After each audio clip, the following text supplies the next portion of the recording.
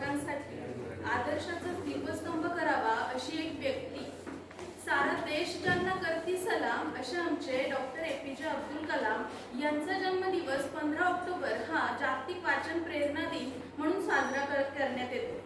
खरं तर ग्रंथ आमुचे साथी ग्रंथ आमुच्या हाती, ग्रंथ आमुचे साथी ग्रंथ आमुच्या हाती, ग्रंथच उजळती अज्ञानाच्या अंधाराच्या राती.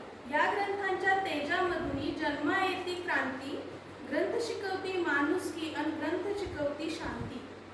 निराश जीवा धीर धरुनी पुढे घेऊन जाती, ग्रंथ आमुचे साथी ग्रंथ आमुच्या हाती, ग्रंथच उजळती अज्ञानाच्या अंधाराच्या राती. खरं तर वेळ जात नाही म्हणून वाचन करण्यापेक्षा वेळ काढून वाचायला हवं. कारण वाचन हे लहानपणी ज्ञान देण्याचं काम करतं. तारुण्यामध्ये शीलरक्षणासाठी सद्बुद्धी आणि विवेक हा वाचन शिकवतं. त्याचप्रमाणे वृद्धावस्थेत वाचन हे दुःख नाहीसे करून सुख देण्याचं, आनंद देण्याचं काम हे वाचन करत असतं. म्हणून प्रत्येकाने वाचायला हवं. कारण वाचण्याने खऱ्या अर्थाने माणूस जीवन जगायला शिकतो.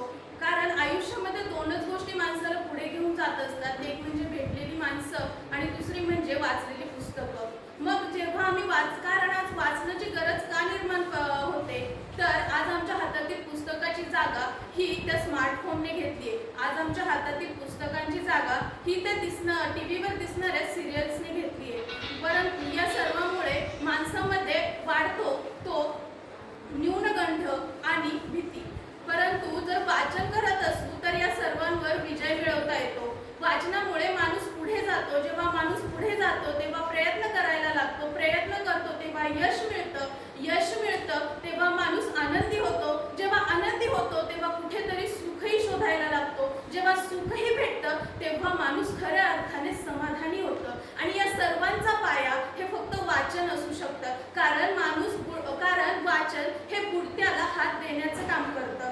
वाचन हे नवीनच पोहायला लागलेल्याला हातपाय हलवायला शिकवतं. आणि खरं तर आयुष्याच्या संकटरूपी, अडचणीरूपी सर्वच संकटांवरती मात करण्याचं काम हे वाचन करत असतं. म्हणूनच प्रत्येकाने वाचायला हवं. कारण शेवटी वाचाल तरच वाचाल. एवढेच काय तर ज्येष्ठ साहित्यिक वि. स. खांडेकर म्हणतात की वाचनाने माझ्या आयुष्यातील आनंदाला सुगंध देऊन तो क्षण अधिक सुगंधी केला आहे. त्याचप्रमाणे दुःखाच्या वेळी आणि संकटांशी लढण्याचं सामर्थ्यही वाचनानंच दिले. एक प्रख्यात तत्वज्ञ अनंत देसाई वृद्धापकाळात पुस्तक उचलता येत नाही म्हणून पुस्तकाची पानं बाजूला करून ती हातात घेऊन वाचतात. एवढंच काय तर तर्कतीर्थ लक्ष्मण शास्त्री जोशी वयाच्या 90व्या वर्षीही वाचनाशिवाय झोपत नाही. खरं तर माणूस विद्वान कधी बनतो, माणूस हुशार कधी बनतो, माणूस मोठा कधी बनतो, तर या सर्वाचं उत्तर फक्त एकच आहे की माणूस जेव्हा वाचतो तेव्हा खऱ्या अर्थाने माणूस मोठा होतो. कारण जेव्हा वाचायला शिकतो तेव्हा तो हळूहळू लिहायलाही शिकतो. जेव्हा लिहायला शिकतो तेव्हा तो हळूहळू बोलायलाही शिकतो. आणि जेव्हा तो बोलायला शिकतो तेव्हा खऱ्या अर्थाने माणूस हा जीवन जगायला शिकतो. आपल्या भावभावना तो इतरांसमोर व्यक्त करायला शिकतो. शेवटी अगदी लहानपणापासून ते वृद्धावस्थेपर्यंत म्हणजे संपूर्ण जीवनात माणसाला साथ देण्याचं आणि संकटातून वाचवण्याचं काम हे वाचन करते. खरं तर आज इथे पुस्तक संमेलन ही आपल्याला दिसतंय. परंतु यांच्याकडे बघून काय वाटतं का हो? वाटतं का? यांचा आवाज येतोय का ऐकू तुम्हाला? काय म्हणतात ते सांगतात की किताबें कुछ कहना चाहती है, किताबें कुछ कहना चाहती है, पास हमारे ही रहना चाहती है. खरं तर या दोन ओळींमध्ये खूप मोठा सारा अर्थ सामावलेला आहे. ही पुस्तकच आम्हाला आज सांगतात की बाबा रे, मी एखाद्या अडगळीच्या कोपऱ्यामध्ये पडलोय, मला हातात घे, मला वाच, माझ्यामध्ये काय आहे ते बघ. आणि खऱ्या अर्थाने तुला तुझ्या जीवन घडवण्यासाठी लागणारा रस्ता, लागणारा मार्ग मी सांगणार आहे. त्यामुळे मला कधीतरी उचकत जा, कधीतरी माझ्याकडे डोकावून तरी पाहत जा. मी कधीच तुझी साथ सोडणार नाहीये, कधीच तुला संकटात ढकलतीचा हात आणि प्रेमाची अशी प्रेमळ साथ. शेवटी या वाचन प्रेरणा दिनानिमित्त काही ओळी सुचल्या, त्या मी लिहिण्याचा प्रयत्न केलाय, त्या आपल्या समोर सादर करू इच्छिते. वाचा रे वाचा, तुम्ही वाचा रे वाचा, नित्य नवीन असे काहीतरी वाचा.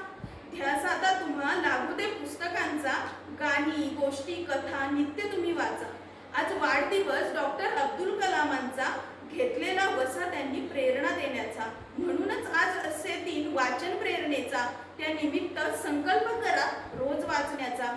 पहा रे पहा, तुम्ही स्वप्न नित्य पहा, पण ती पूर्ण करण्यासाठी झेप मात्र उंच घ्या. हर दिन वाचनाने समृद्ध स्वतः बनवा. डॉक्टर अब्दुल कलामांचा वसा पुढे चालवा. शेवटी मी एवढेच सांगेन की अपयश नावाच्या रोगासाठी आत्मविश्वास आणि अथक परिश्रम हे जगातील सर्वात गुणकारी असे औषध आहे. त्यामुळे हे औषध सर्वांनी घेऊ आणि खऱ्या अर्थाने वाचन प्रेरणा दिन साजरा करू. मला इथे बोलण्याची संधी दिली आणि सर्वांनी शांतपणे ऐकून घेतलं त्याबद्दल